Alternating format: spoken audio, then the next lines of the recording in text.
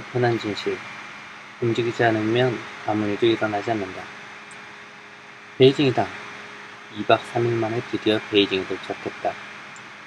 도착하기 전부터 하늘이 어둑어둑한 것이 불안불안하더니 역시나 지하철역에 왔을 때에는 하늘에서 환영의 눈꽃이 마구 날리고 있었다.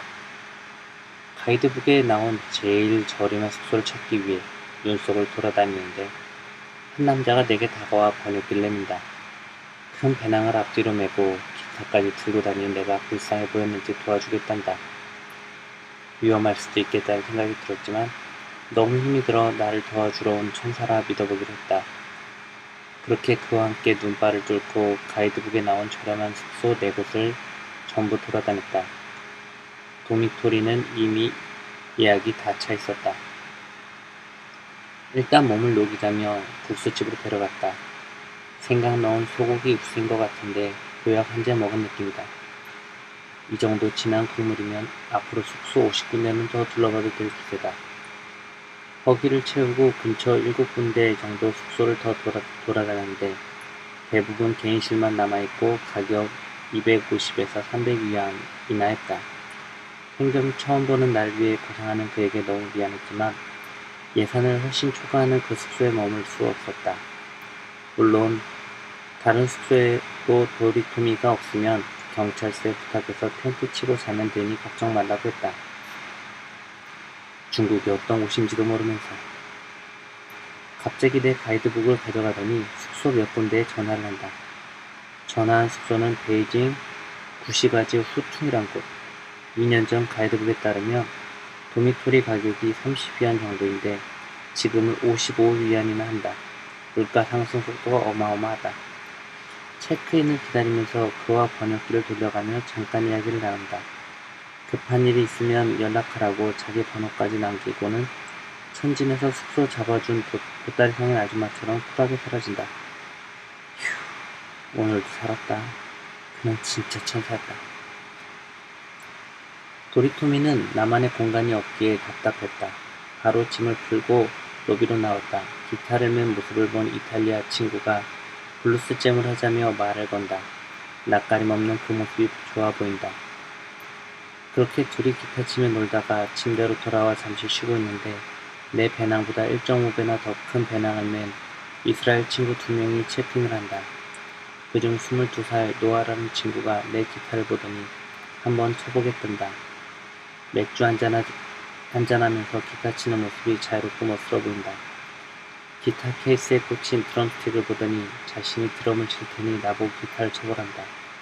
8살 때부터 밴드에서 기타와 드럼을 치며 놀았던 것이 전부였고 딱히 드럼을 배운 적이 없다는데 엄청난 실력이다.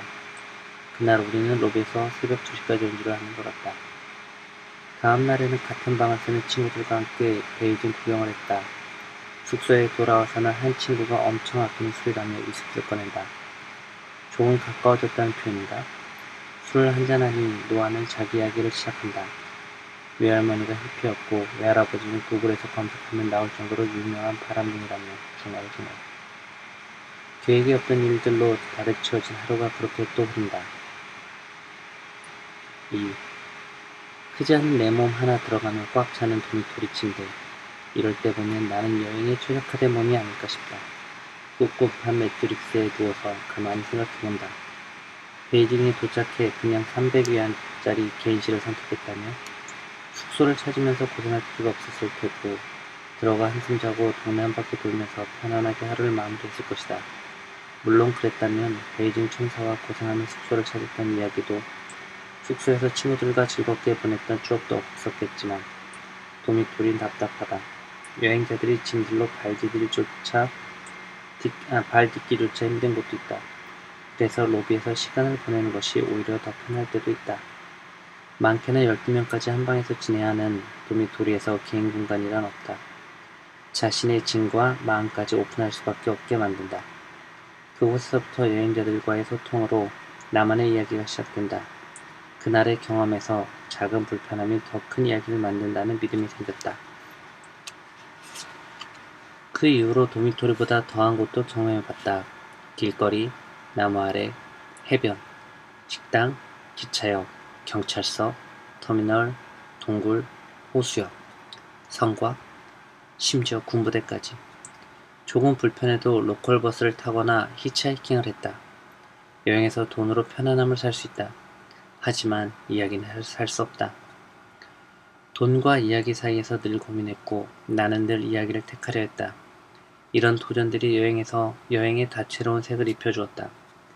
작은 움직임에서부터 나만의 이야기가 쓰여졌다. 불편함이 주는 불편한 진실이 있다.